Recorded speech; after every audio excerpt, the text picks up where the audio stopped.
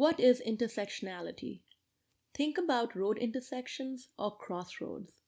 Intersectionality is the way different features come together and meet in time and space.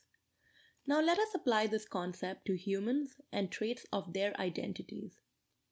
The term intersectionality was coined by scholar Kimberly Crenshaw to explain the lived experiences of Black women as different from that of Black men or white women. Crenshaw used the term intersection to show how different forms of oppression, race, and gender come together. Typically, Black men experience racism while white women experience sexism, but Black women are caught at the intersection as they experience both racism and sexism.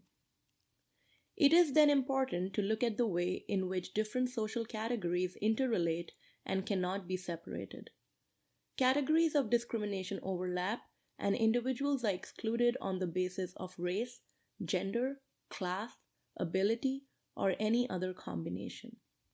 Unfortunately, certain identities have less power and are treated with less respect in our society.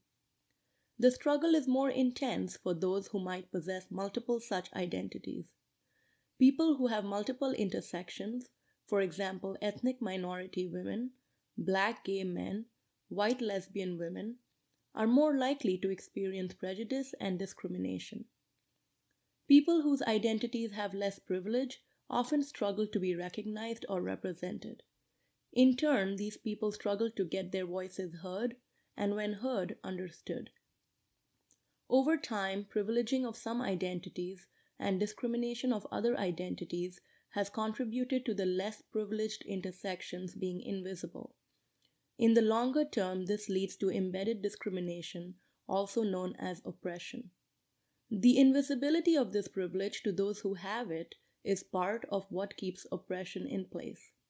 Therefore, a starting point to address intersectionality would be to explore your own identities and intersections to see if there are privileges. Being privileged doesn't mean you're the oppressor.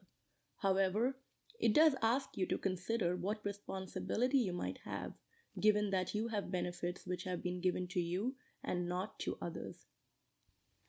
As Audre Lorde wisely stated, there is no such thing as a single issue struggle because we do not live single issue lives.